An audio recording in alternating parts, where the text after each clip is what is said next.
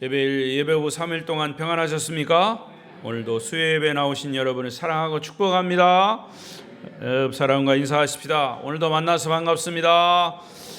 잘 오셨습니다. 네, 많이 받으세요.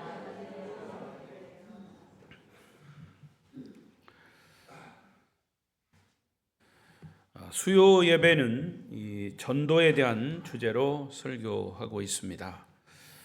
사실 성경 자체가 전도에 대한 겁니다. 복음, 전도. 그렇지만 특별히 신약 성경은 예수 그리스도에 대한 복음의 핵심과 함께 그 예수를 믿으면 구원을 받는다라고 하는 그것을 많은 사람들에게 전하는 그런 것으로 꽉 차 있습니다. 오늘 설교의 제목은 조금 독특할 수 있습니다. 예수님의 전도 방법입니다. 시작. 예수님의 전도 방법.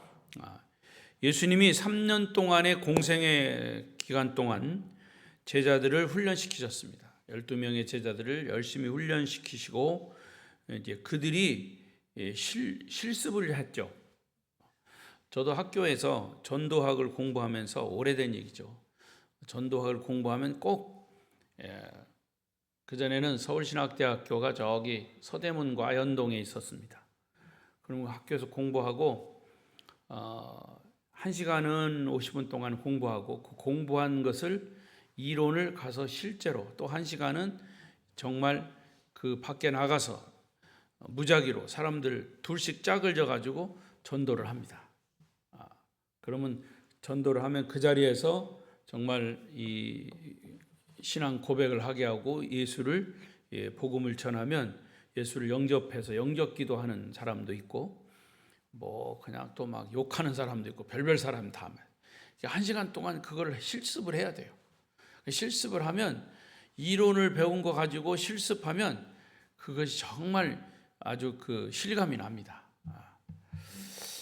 예수님도 제자들에게 훈련한 것들을 실제로 전도는 이렇게 하는 거다 하고 12명을 이제 파송시켜서 전도하게끔 하셨어요. 그러면서 전도를 위해서 파송할 때 특별히 이 지침을 내주셨습니다. 이렇게 하라. 오늘 4가지를 그것을 정리를 해서 말씀을 드리겠습니다. 예수님의 전도 방법이에요. 그러니까 예수님이 전도하셨으니까 최고의 전도 방법이죠. 뭐 여러 사람들의 베드로도 있고 바울도 있고 특히 바울은 이방인에게 복음을 전했고 뭐 별별 사람들이 많지만 예수님이 특별히 제자들에게 훈련시키신 제자들에게 전도하신 전도 방법은 그야말로 우리가 배워야 할 전도 방법이라 생각합니다. 자, 그럼 첫 번째로 예수님의 전도 방법의 첫 번째는 가족 전도부터 시작하라입니다. 가족 전도. 제일 어려운 거를 먼저 시키셨어요. 자, 5절 6절을 봅시다. 본문 5절 6절 시작. 예수께서 이 12를 내보내시며 명하여 이르시되 이방인의 길로도 가지 말고 사마리아인의 고을에도 들어가지 말고 오히려 이스라엘 집에 잃어버린 양에게로 가라. 자, 이 말을 잘못 오해하면 이방인 전도도 하지 말고 사마리아 전도도 하지 말고 이렇게 오해할 수 있어요. 그러나 그런 말이 아니에요. 어떤 우선순위의 문제일 수도 있어요. 예수님은 사마리아 수가성에 사는 여인과 같은 이방인에게도 예수님 복음을 전했죠. 그런 일들은 성경에, 신약 성경에 특히 복음서에 많이 나와 있어요. 그리고 예수님이 마지막 승천하시기 전에 제자들에게 뭐라고 말씀하셨어요? 사도행전 1장 8절 다 같이 외웁니다. 시작. 오직 성령이 너희에게 임하시면 예루살렘과 온 유대와 사마리아와 땅끝까지 이르러 내 증인이 되리라 하시니라. 외우자 할 때는 그냥 입이 안 나오더니 여기 답이 나오니까 얼른 얘기하네. 자, 아무튼 성령이 너희에게 임하시면 권능을 받고 예루살렘 온 유다의 사마리아 땅끝까지 내 증인이 되리라. 이게 예수님의 명령이에요. 지상 명령입니다. 그러면 왜 주님은 이방인의 길로 가지 말고 사마리아인의 길로도 가지 말고 이스라엘의 잃어버린 양에게로 가라고 말씀하셨을까? 제자들을 보내시면서. 이 말씀의 뜻은 요 문맥상으로도 보면 너희들이 세계에 선교하기 전에, 이웃 전도하기 전에 내 가족부터 전도해라. 그런 말씀이에요. 내 아내, 남편, 자식 전도의 출발점이 바로 거기 있다는 거죠. 그러니까 내 가족 전도 다 하고 그 다음에 이방인에게로 가라. 또 그런 뜻은 또 아니에요. 여러분, 우리 가족 전도하고 그 다음에 이웃 전도하라고 했으면 아마 전도 안 될 거요. 평생 안 될 수도 있어요. 그러나 예수님께서 이 제자들에게 전도의 지침을 내릴 때 이스라엘 백성들을 먼저 전도하고 그 다음에 이방인에게로 가라라고 하는 그런 지침이셨습니다. 사도 바울도요, 평생을 선교사로 지내면서 죽을 때까지 복음을 전했어요. 누구에게 전했습니까? 이방인에게 전했어요. 이방인을 위한 복음의 빚진 자로 살았죠. 그런데 사도 바울 마음속에는 이방인에게도 복음을 전했지만 그가 품고 있는 전도의 대상이 있었습니다. 자, 보십시다. 로마서 9장 2절 3절. 시작. 나의 형제여, 내 자신이 저주를 받아 그리스도에게서 끊어질지라도 원하는 바로다. 나의 형제, 자기 유대인들 말하는 거죠. 자기 형제 고륙 친척을 위하여 내 자신이 저주를 받아 그리스도에게서 끊어질지라도 그들에게 복음을 전하는 것이 내가 소원하는 거다, 그 말입니다. 여러분도 그런 마음이 있죠? 믿지 않는 식구들이 예수 믿는 것 원하시죠? 절대로 안 하시는구만. 원하시죠? 네. 그러니까 이방인을 위해 전도하도록 부름받은 바울의 마음속 깊이 자기 동족, 자기 형제를 구원하기 위한 뜨거운 열망이 있었습니다. 여러분, 가족이 없는 나라고 하는 것은 존재하기 어렵습니다. 부모가 있기 때문에 내가 있는 거죠. 또 우리 형제들이 있는 거고요. 우리 가정이 있기 때문에 이 사회가 존재하는 거죠. 대한민국, 우리 나라가 있기 때문에 이 나라를 버리고 세계는 있을 수 없는 거죠. 기독교인은 누구보다도 자기 동족과 나라를 사랑하는 사람들입니다. 그래서 지난 주일날도 이 광화문 거기에 110만 명이 모였다고 그러는데 뉴스에는 자기들 추산 100만 명, 그러나 경찰 추산 10만 명 이렇게 보도하더라고요. 어떻게 하든지 깎아내리려고. 그런데 그렇게 모인 것도 사실은 기독교에 뭘 자랑하려고 한 게 아니고 나라를 살리기 위한 거예요. 앞으로 그런 악법이 제정이 되면 우리의 후손, 이 나라를 이런 사람들한테 맡길 수가 없다.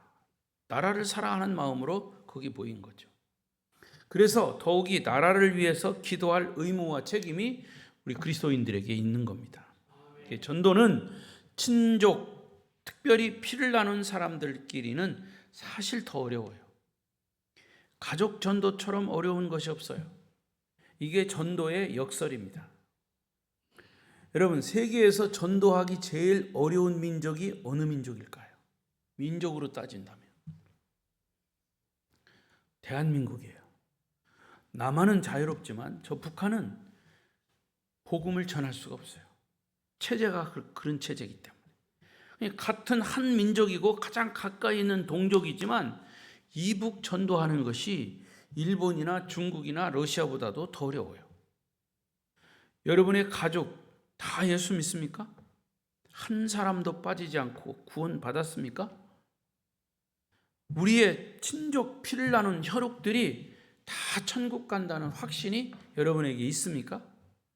그거에 대한 애달픔이 있어야 돼요. 그거에 대한 애절함이 있어야 돼요. 목사님 아무리 해도 안 믿어요. 그 영감탱이 안 믿어요. 예.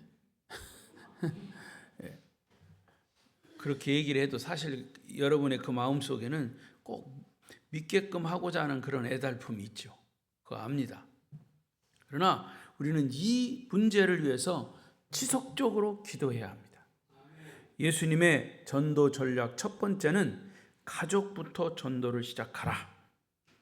여러분, 가족 전도가 너무 어렵기 때문에 제가 3가지 가족 전도의 방법에 팁을 드리겠습니다. 여러분이 지금 하고 있는 거예요. 첫째, 기도 전도. 가까이 있는 가족이나 멀리 있는 가족이나 모두 다 포함해서 그들의 이름을 불러가며, 자, 기억하세요. 여러분, 우리 가족, 우리 영감탱이, 누구, 이렇게 하지 말고 이름을 부르세요. 영감탱이 하면 누군 줄 알아? 하나님도 몰라. 그거는 귀신도 몰라. 영감탱이가 한둘입니까? 그러니까 여러분 이름을 부르세요. 꼭 남편이라도 이름을 불러요. 자기 아내면 아내 이름을 불러요. 이 부부가 결혼해서 오래 살다 보면 이름을 잘 안 보여요. 누구 엄마, 누구 엄마, 누구 아빠, 누구 아빠. 그리고 어떤 사람은 자기 남편을 아빠 그래. 그 족보가 어떻게 된겨? 족보가. 남편을 왜 아빠라고 그래? 뭐 애칭인지는 몰라도 남편이라고 하는 분명히 그 호칭이 있고, 그리고 정확하게 특히 기도할 때는 이름을 부르세요. 이름을. 그러니까 그들의 이름을 불러가며 지속적으로 그들의 구원을 위해서 기도해야 합니다. 오늘 기도했어도 내일 또 이름을 불러가며, 내일 기도했어도 또 모레 이름을 불러가며 기도 전도입니다. 두 번째, 중요한 거예요. 행동 전도. 가족 전도는 행동으로 보여야 합니다. 말로 해서 안 돼요. 가까이 있는 가족에게는 말보다 행동으로 본을 보여야 합니다. 행동으로 본을 보일 때, 저 옆에 내가 정말 예수 믿으니 다 달라졌구나. 예수 믿으니까 저런 희생도 하고 헌신도 하는구나. 이게 보여야 된단 말이죠. 여러분, 예수 믿는 사람이 굉장히 이기적입니다. 욕심도 많아요. 그런 거 보면 또 말만 많다고 그러잖아요. 그걸 보고 안 믿는 거예요, 사람들이. 특히 가족 전도는 그래요. 제가 언젠가도 말씀드렸지만 어느 교회에 참 점잖은 장로님이 계시고, 이제 기도하실 때 얼마나 그냥 거룩하고 막 은혜 충만한 기도인지 몰라. 근데 집에 가면 또 달라져. 애들한테 막 구박하고 욕하고. 그래서 그 애들이 그랬대요. 우리 아빠는 저 교회 기도할 때 강대상에서 안 내려오셨으면 좋겠다고. 왜? 강대상에만 올라가면 거룩하거든. 그건 뭐예요? 행동, 말만 하지 행동으로 본을 보이지 않았다는 말이죠. 마치 롯을 구원하기 위해서 아브라함은 자기의 것을 다 포기했어요. 네가 우하면 내가 좌할게. 네가 좌하면 내가 우할게. 너 좋은 소돔과 고모라 땅 네가 가져. 그런데 또 롯은 거기 가서 그냥 막 죄의 땅으로 만들었어요. 롯도 그 책임이 있는 거예요, 사실은. 그런데 결국 아브라함은 또 롯을 구하기 위해서, 또 롯을 위해서 기도했어요. 중보기도해요. 성경에 보면 롯을 구하기 위해서 포로로 나갔을 때 전쟁터에 가서 롯을 구해왔죠. 그리고 또 소돔과 고모라 땅이 멸망할 때 롯을 구하기 위해서 중보기도했어요. 결국 롯은 구했어요. 그러나 또 롯은 자기 마누라도 그냥 구하지 못했어요. 솔직히 성경에는 나와 있지 않지만 자기 아내에게 하나님에 대해서 확실하게 말했다면 롯의 아내는 멸망하는 소돔과 고모라 땅 뒤에 안 쳐다봤을 거예요. 거기에 미련이 있어가지고 뒤돌아보다가 소금기둥 됐잖아요. 결국 롯만 구원받은 거예요. 결국 아브라함이 롯을 구하기 위한 그런 행동이나 말이나 이런 것에 사실은 본을 보인 거죠. 여러분, 가족 전도를 위해서는 때로는 자기 이익을 포기하는 행동을 보여야 됩니다. 내가 희생하고 헌신하는 행동을 보여야 합니다. 그런데 나쁜 사람들은 남편이 됐든 아내가 됐든 그 예수 믿는 그렇게 헌신하고 하는 것을 꼭 이용해 먹어요. 근데 그 이용해 먹는 거는 부부간이라도 또 형제 가족간이라도 그건 틀림없이 하나님이 심판하십니다. 그걸 아셔야 돼요. 예수 믿는 사람을 이용하는 거는 하나님이 심판하시니까 그 예수 믿는 사람 내가 지금 남편 전도하려고 아내 전도하려고 가족들 전도하려고 희생하고 헌신한 것은 분명히 하나님이 그 대가를 지불하셔요. 그걸 아셔야 합니다. 그러니까 여러분 영혼 구원은 손해가 없는 거죠. 영혼 구원은 내가 물질적으로 손해를 보다 하더라도 만약에 그걸 투자해서 내가 구원을 얻었다면 그거보다 더 큰 부자가 어디 있습니까? 내가 가지고 있는 물질을 투자해서 손해봤다. 그런데 그 사람이 구원을 받았다. 이거는 남는 장사잖아요. 숫자로 말고 영혼을 구원하면 그게 남는 장사죠. 근데 왜 아멘 안 하셔? 아멘? 그렇게 하란 말이죠. 그렇게 예수 믿는 가족이 먼저 희생하지 않으면 가족 전도는 정말 어려운 거예요. 그 다음에 세 번째로 아까 말씀드린 것처럼 가족 전도는 지속적으로 한 번 되지 않습니다. 장기적으로 끈기를 가지고 될 때까지 해야 돼요. 될 때까지. 해병대 구호가 있어요. 안 되면 되게 하라. 될 때까지 해라. 전도도 마찬가지. 안 되면 되게 하라.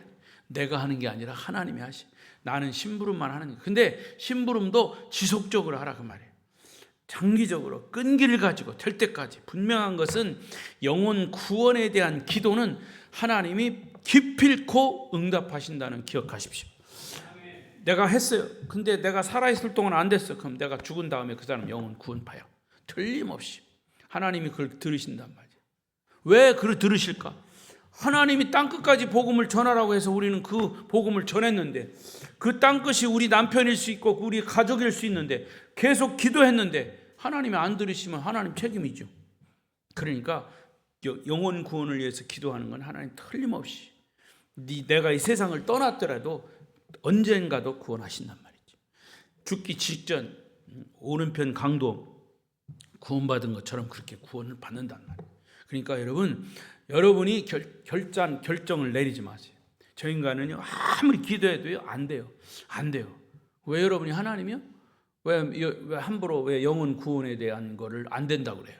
그건 안 되는 거예요. 하나님이 하시는 거죠. 우리는 기도만 할 뿐이에요. 그러나 지속적으로 하란 말이죠. 가족 전도의 아주 필수 요건입니다. 기도 전도. 1, 2, 3 시작. 기도 전도, 행동 전도, 지속 전도. 할렐루야. 우리 아름다운 교회 성도님들의 가족 모두가 다 구원받아 한 사람도 빠짐없이 천국 백성 되시기를 축복합니다. 그래서 나중에 우리가 천국 가서는 알아볼 수 있어요. 그러면 여러분 얼굴은 다 아는데 한 번도 보지 않은 사람이 옆에 섰단 말이야. 이 사람은 누구랴? 그래서 목사님이 그렇게 기도하라고 그래서 그냥 끊임없이 기도했더니 그래도 간신히 구원받았어요. 저한테 소개해 주십시오. 천국 가서 못 믿어온 눈치요. 자, 두 번째로 예수님의 전도 전략 두 번째는 복음의 핵심 이겁니다. 시작. 천국이 가까이 왔다고 선포하라. 전도는요, 천국이 가까이 왔다고 선포하는 거예요. 천국이 뭡니까? 어떤 좋은 파라다이스 이런 겁니까? 여기서 말하는 천국이 예수 그리스도예요. 복음이에요. 전도는 복음이 왔다는 거죠. 천국이 가까이 왔다. 엄밀한 의미에서 교회에 데리고 나왔다고 전도가 아니라고 그랬죠. 교회에 나왔어도 예수 안 믿는 형식적인 교인이 될 수 있기 때문에 천국이 가까이 왔다고 선포해야 돼요. 예수님이 지금 여기 계셨고 예수님이 여기 계시고 우리와 함께 계시고 그 예수님 때문에 우리가 구원을 얻는 것이다. 할렐루야. 그것이 바로 천국을 선포하는 겁니다. 가까이 왔다고 선포하는 겁니다. 그러므로 이 사실을 깨닫고 예수 그리스도를 믿고 영접하라는 말이에요. 우리 인생의 궁극적인 문제는 뭐냐? 어떤 순간의 문제가 아니에요. 여러분 영원을 보면 처음부터 알파와 오메가 이런 긴 기간을 보면 나라고 하는 존재, 나라고 하는 이 삶의 이것은 순간이에요. 순간. 그러니까 인생의 궁극적인 문제는 내가 살아있을 동안의 순간이 아니고 사실은 영혼의 문제죠. 영혼의 문제. 그래서 이 순간대에 예수 그리스도를 영접하고 이 영혼의 문제가 해결이 돼야 돼요. 여러분, 내 삶의 순간에 예수 안 믿고 예수 안 믿는다면 우리는 영원토록 지옥을 경험할 것이고, 이 순간에 내 삶에 예수를 영접하면 영원토록 천국을 경험할 것이에요. 할렐루야! 이것이 바로 천국이 가까웠다고 선포하는 거예요. 여러분, 이 세상은 잠깐이에요. 최근에 우리나라 정치, 경제, 사회적인 모든 것이 사실은 어렵다 해도 살기도 잘 살아요. 코로나 바이러스가 오는 바람에 더 힘들어졌다고 해요. 그러나 이러한 어려움도 10년이 지나고 20년이 지나면 다 역사에 묻히는 거죠. 지나가는 거죠. 지금 여러분 개인 가정의 심각한 문제 5년 지나 10년 지나 20년 지나면 아무것도 아닌 거예요. 지나가고 보면 별거 아니에요. 따라하십시다. 이 또한 지나가리. 이 또한 지나가리. 자, 지나가는 동안에는 어려움이 있어. 힘들어. 고통스러워. 그러나 이 또한 지나가는 거예요. 우리는 이 땅에 8, 90년 살다가 땅에 묻히고 마는 것이 인생. 목사님 무슨 소리예요? 100년 산다는데요. 그럼 100년 더 사세요. 120년 산답니다. 120년 사세요. 그럼. 근데 중요한 것은 10년, 20년 더 사는 게 중요한 게 아니라 결국에는 우리는 다 썩어질 것들이에요. 육신은.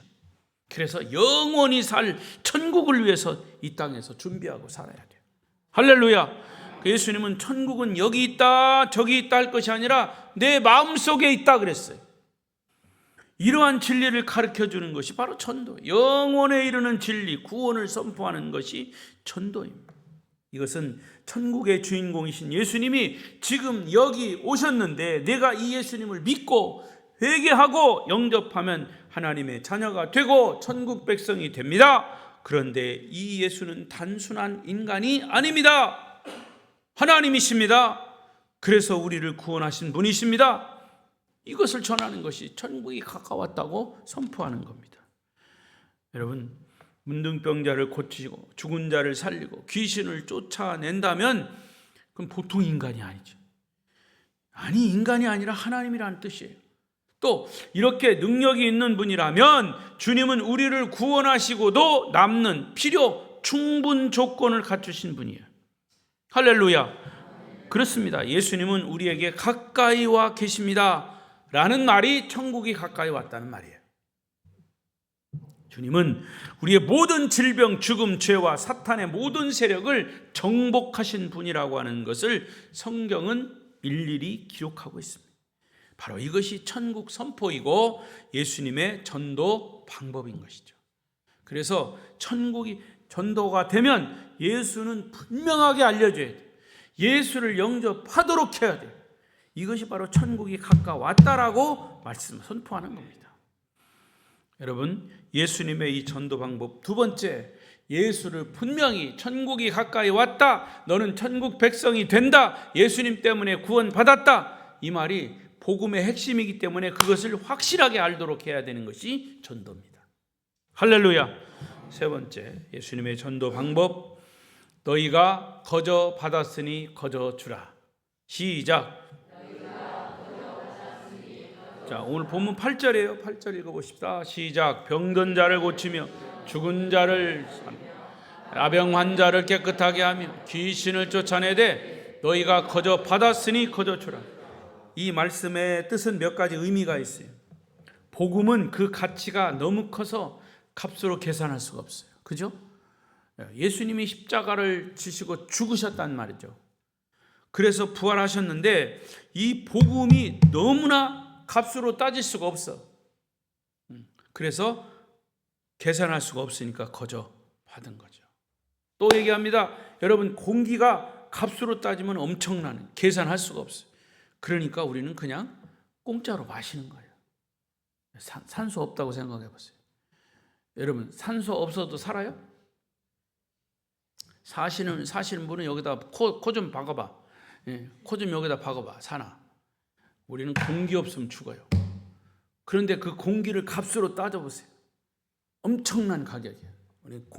나중에는 모르죠. 공기가 아주 탁하니까 공기도 사서 마실지 몰라. 과거에는 그랬잖아요. 물을 어떻게 사서 먹어? 그냥 파면 나오는데.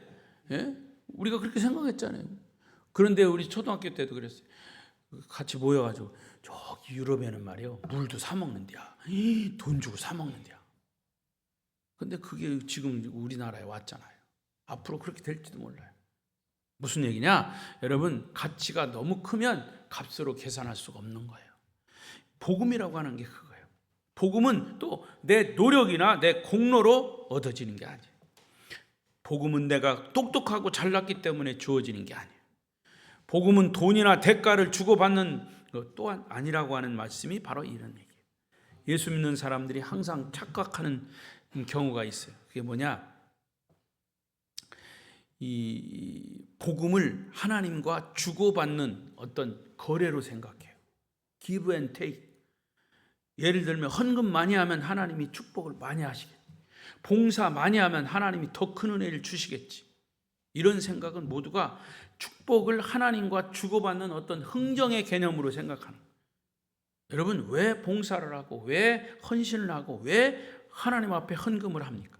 그것은 주께서 우리에게 구원의 은혜를 공짜로 주셨어요. 사실은 예수님이 희생하시기까지 당신을 내어주신 거예요. 그래서 우리가 구원받은 거예요. 그 구원의 은혜를 거저 받았으니까 우리도 봉사함으로, 헌금함으로, 헌신을 함으로 그 은혜를 생각하며 그 은혜에 보답하는 거죠. 내가 이렇게 하니까 하나님이 이렇게 주십시오. 거래가 아니란 말이죠. 다는 아니겠지만 교회 헌금하는 사람들 중에도 부조금이나 복채를 내는 식으로 헌금하는 사람이 있어요. 여러분, 요즘요 부조도 10만 원, 결혼식 누구 축하금 10만 원, 요즘 5만 원도 적어요. 그런데 헌금하는 거 보면 물론 개인이나 그게 다 다르겠지만 형편과 처지가 다 달라요. 과부의 엽전 두닙, 그건 그의 모든 것을 다 과부의 모든 것을 드린 거죠. 그럼에도 불구하고 우리가 하나님 앞에 감사하거나 이런 것도 정말 인색하면 안 돼. 인색하면 부주하듯이. 부주도 그렇게 안 해요. 여러분, 헌금이나 봉사와 헌신은 하나님이 베푸신 은혜가 너무나 커서 그 은혜에 보답하는 심정으로 감사한 마음으로 헌신하고 우리가 예물을 드리는 것 아닙니까? 내가 하나님께 이만큼 하면 하나님도 나에게 이만큼 주시겠지라고 하는 생각은 그건 잘못된 생각이에요. 사업을 하다가 잘 안 되면 내가 하나님께 벌을 받은 것 아닌가라고 생각하는 것도 잘못 생각하는 거예요. 하나님 그렇게 시시한 분 아니에요. 복음을 바로 깨달으면 이 모든 생각들은 잘못된 생각으로 알게 돼요. 깨닫게 돼요. 복음을 바로 깨달으면 모든 것이 거저 주신 은혜예요. 내가 주님께 할 수 있는 것은 오직 뭐밖에 없다? 감사밖에 없다. 여러분, 지금 이 시대는 모든 것에 대가를 치르는 시대예요. 모든 것은 계산이 되고 돈으로 결정합니다. 그러나 돈의 가치를 뛰어넘는 것이 뭐냐? 복음의 가치예요. 복음의 가치. 믿음의 가치란 말이에요. 신앙의 본질은 거저 받았으니 거저 주는 거예요. 이게 복음의 원리란 말이죠. 교회 안에서 이루어지는 모든 봉사는 돈 받고 해서는 안 되는 거죠. 내가 봉사하기 싫으면 안 하면 되는 거예요. 그 봉사하는 거 안 알아준다고 뭐 이래저래 생각하면 그건 자기만 시험 받는 거예요. 그러니까 거저 주는 원리를 따라야 한단 말이죠. 자, 이렇게 설교하면 꼭 어떤 사람은 이의를 제기하는 사람들이 있어요. 겉으로 하는 사람은 없고 속으로. 목사님, 그럼 목사님도 주의 일을 하니까 월급 안 받아야 되죠. 그러나 직업이나 생계와는 다른 영역이에요. 다른 직업이나 직장을 가지고 있는 분들이 교회에 나와서 봉사하는 것을 말하는 거예요. 목사는 한 달 수고해서 받는 봉급을 월급이라 하지 않아요. 정장로님 어디 가셨나? 예? 목사 월급을 월급이라고 그래요? 생활비라고 그래요. 생활비. 예? 생활비. 그러니까 평생을 주를 위해서 헌신하는 사람이기 때문에 생활을 위해서 주는 거지. 당신이 한 달 일했으니까 그 일의 대가를 주겠습니다. 월급 아니란 말이죠. 그러니까 개념을 달려야 돼요. 자, 네 번째 마지막 예수님의 전도 전략 네 번째, 전도는 돈을 주는 것이 아니라 복음을 주는 것이다. 복음을 주라. 본문 9절 보십시오. 9절 시작. 너희 전대에 금이나 은이나 동을 가지지 말고. 이 말씀은 전도는 돈으로 하는 것이 아니라 복음을 전하려는 것인 뜻이에요. 목사님 그럼 선교비 안 보내면 되겠네요? 그렇게 또 얘기하지 말아요. 자, 제가 설명을 할게. 잘 들으세요. 돈은 필요합니다. 돈은 우리가 생활해. 이 땅에 돈이 없으면 살 수가 없어요. 결국 나라들이 싸우는 것도 돈 싸움이에요. 결국 돈 싸움이잖아요. 예. 우크라이나, 러시아 왜 싸우는 거예요? 돈 싸움이에요. 정치적인 어떤 그 배경 속에는 그런 나라를 차지하겠다는 것은 이거는 다 돈을 뺏는 거잖아요. 너희들이 사는 것 다 뺏는 거예요. 하마스나 이스라엘 전쟁도 결국에는 그거란 말이죠.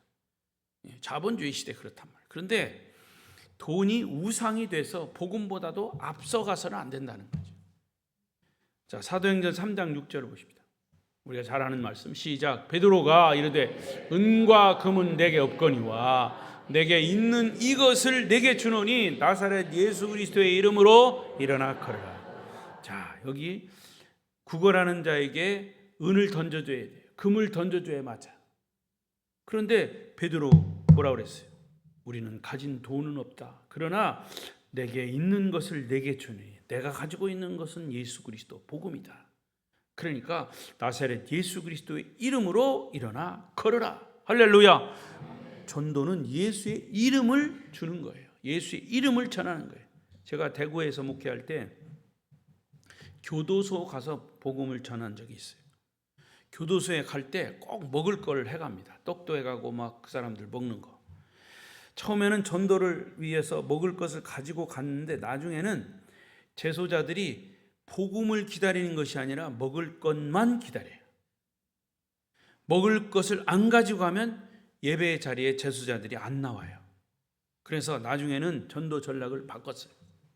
좀 섭섭하더라도 가능하면 먹을 것을 가져가고 이제는 2개 가져가든가 1개로 가져가다.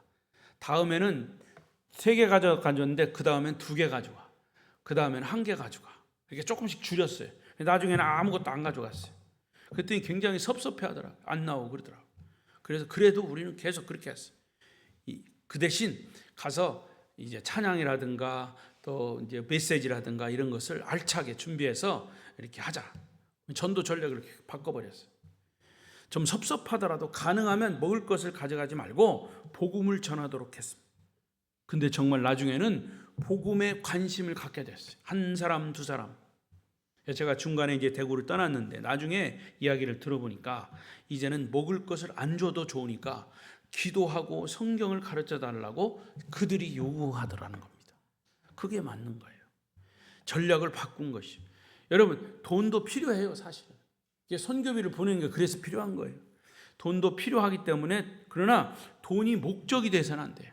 우리 성결교회도 초기에 한 5, 60년 전에는 정말 선교비만 보냈어요. 그랬더니 선교사들이 돈은 잔뜩 받았는데 뭐 이 사람들에게 이제 돈을 나눠주기도 했죠. 처음에는 먹을 거 사주고 돈 나눠주고 하니까 그 사람들이 그것만 기다리는 거예요.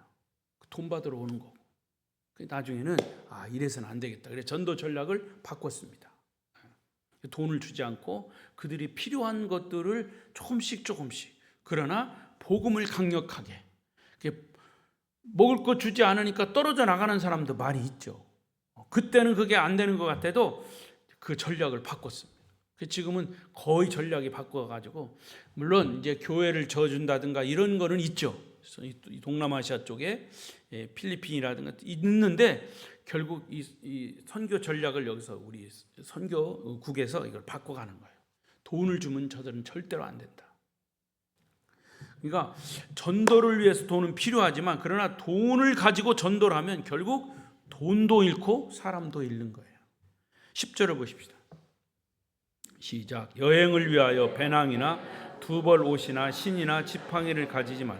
이는 일꾼의 자기의 먹을 것 받는 것이 마땅합니다. 이 말은 전도할 때 전도자가 자기의 생활을 염려해서는 안 된다는 뜻이에요.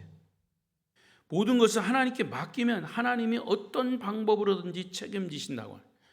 그래서요, 이 선교사님들의 이야기를 들어보면 선교사님들이 사실 선교비 받아가지고 이스라엘 선교사 그 유상수 선교사 같은 경우는 자녀가 6명이고 8명이잖아요. 8명이 사실은 먹고 사는 것도 힘들어요. 전도비 우리가 보내지만 또 전도비 받아가지고 그거 그런데 하나님이 어떻게 해서든지 그냥 돈을 막 쌓아놓고 했으면 얼마나 좋아. 그러나 그렇지 않더라. 그때마다 필요한 때를 주신다는 거죠. 그러나 마음 졸이는 거예요. 오늘 생활비가 또 없고 애들도 뭐 학용품도 사야 되는데 그것도 없고. 그러나 하나님께 맡기면 하나님이 어떤 방법으로든지 책임을 지신다. 주님 말씀하시죠. 거저 받았으니 거저 주고 대가를 받지 말고 모든 일 하라. 다시 말씀드리지만 여러분 오해 없이 들으시기 바랍니다. 교회는 목회자에게 생활비를 주죠. 그런데 교회가 교역자의 생활비를 책정할 때 자칫 잘못하면 세상적인 개념을 가지고 정하기가 쉬워요. 제가 전에 어느 교회에서 연말 당회 하는데 장로님들이 담임 목사 생활비를 책정해요. 그때는 담임 목사님이 있으면 자기들이 이야기하기가 곤란하니까 목사님 잠깐 나가 계세요. 우리 목사님 생활비 정하려고 합니다. 그렇게 이제 내보내든가 아니면 본인들이 장로님들이 당회하기 전에 미리 다 회의를 하고 가지고 와. 어떻게 하자. 자, 좋다. 그것까지는 좋은데 어느 행가는 월급이 생활비가 0.2% 올랐어요. 0.2%. 만 원이면 0.2%면 얼마입니까? 장로님? 만 원에 0.2%는? 2%는 2,000원이고 0.2%는 200원이죠. 그죠? 그러니까 만 원이라고 했을 때 100만 원이라고 할 때 얼마가 오른 거예요? 2,000원인가요? 예. 아무튼 그렇게 생활비를 올렸어. 0.2%. 그래 나중에 이제 들어오라고 그래서 이제 들어갔더니 여차저차해서 목사님 이렇게 생활비를 올렸습니다. 그래서 제가 그랬어요. 적게 올려서 그런 게 아니라 이 0.2%라고 하는 근거가 무엇 때문에 한 겁니까? 그랬더니 공무원인 장로님이 한 말이 금년에 공무원들이 월급이 0.2% 올라서 그렇게 거기에 기준에서 올렸다는 거예요. 그래서 제가 그랬어요. 장로님, 제가 공무원입니까? 그리고 더 이상 얘기 안 했어요. 여러분, 목회자는 평생을 헌신한 자이기 때문에 교회에서 목회자의 생계를 책임지는 거예요. 여러분 기억하실지 몰라요? 제가 여기 2019년도 11월 12일 날 담임 목사로 취임했어요. 취임할 때 여기 선임 장로님 김금천 장로님도 나와서 기억하실지 몰라.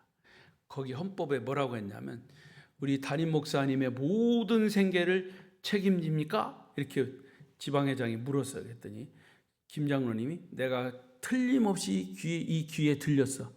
예! 라고 대답했어요. 그래서 지금까지 책임지는 것이요. 여러분 모든 교회들이 그런 거예요.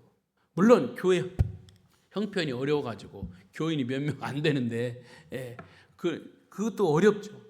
그러나 그 모든 생계를 책임진다라고 하는 것이 예를 들어서 목회자가 월급을 많이 주면 일을 많이 하고 월급을 적게 주면 일을 적게 한다거나 월급을 많이 받으면 목사의 가치가 높아지고 적게 받으면 목사의 가치가 낮아진다라고 하는 것은 극히 세상적인 가치관이라고 말해요. 어떤 경우는 생활비를 받지 못해도 일을 하는 게 목회자예요. 왜냐? 돈 때문에 일을 하는 게 아니기 때문이죠. 월급 받고 일하는 게 목회자나 선교사가 아닙니다. 여러분 저는 목회자로서 40년 넘게 여러분의 영혼을 책임진 목자로서의 역할을 할 뿐이에요. 그래서 제가 외치는 게 뭐냐면, 제가 목회하는 그 교회 모든 성도들은 한 사람도 빠짐없이, 여러분 가족, 믿지 않는 가족까지 다 천국 가기를 소망하는 거예요. 아멘. 지옥 가는 사람 하나도 없어야 돼요. 왜? 나중에 가서 하나님 앞에 가서 내가 책망을 듣지 않아야 돼. 야, 너 그렇게 목회했는데도 니네 교회 아무개는 교회 직분을 가진 사람인데 또 지옥 갔다고, 그건 네 책임이라고 이렇게 물으시면 나는 어떻게 할 거야? 그래서 내가 계속 복음을 얘기하는 거야. 왜? 복음 때문에. 여러분들이 결정은 여러분들이 하는 거지만 들으라고. 복음으로 구원받는 거, 복음으로 천국 가는 거, 복음으로 하나님의 백성이 되는 거예요. 할렐루야. 그러니까 여러분 지옥 가는 거는 여러분 책임이에요. 내 책임이 아니야. 나는 천국 가는 길을 아주 정확하게 안내했고 정확하게 얘기했어요. 그러니까 나는 내 역할을 한 거예요. 그래서 안타까운 겁니다. 만약에 그걸 못 알아듣고 못 깨는 사람 안타까운 거예요. 여러분 한 사람 빠짐없이 천국 백성 되시길 바랍니다. 이제 말씀 맺겠습니다. 여러분, 오늘 예수님의 전도 전략을 배웠습니다. 아름다운 교회 성도들의 전도 전략, 예수님에게 배우시기 바랍니다. 첫 번째, 가족 전도부터 다시 시작하십시오. 가족 전도는 기도하고 행동으로 보이고 지속적으로. 두 번째, 천국이 가까이 왔다고 선포함. 복음을 얘기하라는 얘기예요. 복음. 그 다음에 세 번째는 우리가 복음을 거저 받았으니 뭐 다른 거 따지지 말고 우리도 복음을 주라는 거죠. 거저 주라는 거죠. 네 번째, 돈을 주지 말고 복음을 주라는 거죠. 이것이 예수님의 전도 전략, 전도 방법이에요. 아무쪼록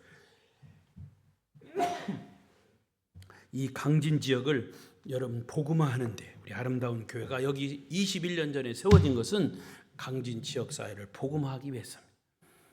아무쪼록 여러분, 우리 교회가 복음과 축복의 통로가 되시기를 축복합니다. 축복합니다.